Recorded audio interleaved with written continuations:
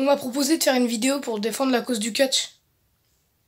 Bon, ça me va. What's up YouTube? Pourquoi suis-je habillé comme ça? Parce que je vais aller catcher.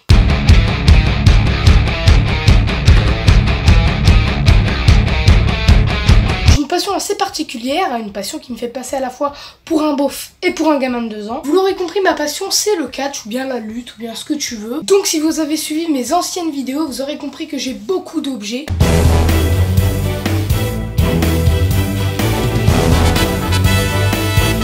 Donc déjà on va partir sur un petit truc, un truc normal et je pense qu'il est quand même la base du genre oui mais non. Faut savoir que ce qui est faux ce sont les scénarios. Par exemple quand deux catcheurs se battent ils ne se détestent pas forcément à part quelques petites exceptions. Et sinon dans l'ensemble c'est quand même une grande bande de potes. Plutôt du style toi tu fais ça, toi tu fais ça, ensuite lui arrive, tu gagnes et ensuite on se voit une petite binouse et puis tu viens on va faire un poker à la maison. Par contre faut savoir que toutes les cascades sont réelles, il n'y a pas d'exception. À chaque fois qu'un catcheur retombe sur le dos, il se fait au moins un petit bleu. Arrêtez de croire que le sol du ring c'est un trampoline parce qu'à chaque prise les catcheurs feront un bond de 30 mètres. C'est juste des planches de bois avec un tapis au-dessus. Donc ça fait extrêmement mal. Je sais pas si vous êtes déjà tombé genre sur le sol là comme ça, là tu fais ça.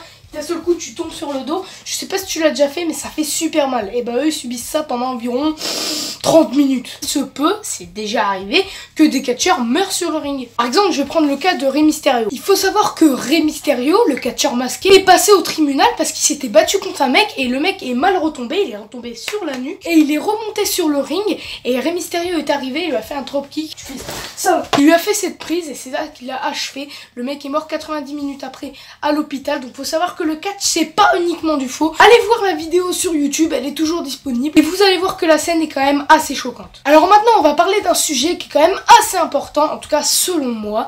Vous le savez, il n'y a pas si longtemps que ça, il y a une nouvelle fédération qui s'est formée. C'est non pas la WWE, mais c'est un petit peu une rivalité entre la WWE et la AEW. C'est tout simplement une nouvelle fédération qui a été fondée par Cody Rhodes, un ancien catcheur de la WWE. Plein de catcheurs de la WWE se barrent parce qu'il faut savoir que comme ils font 4 matchs par semaine, les mecs qui sont épuisés. Ils ont donc décidé de partir à la AEW, ce qui fait qu'ils font des matchs quand ils en ont envie. Ils ont quand même un petit scénario, ils sont payés à peu près pareil, mais franchement je trouve ça plutôt cool qu'une nouvelle fédération soit un petit peu comme concurrente à la WWE parce que ça donne un petit peu de challenge.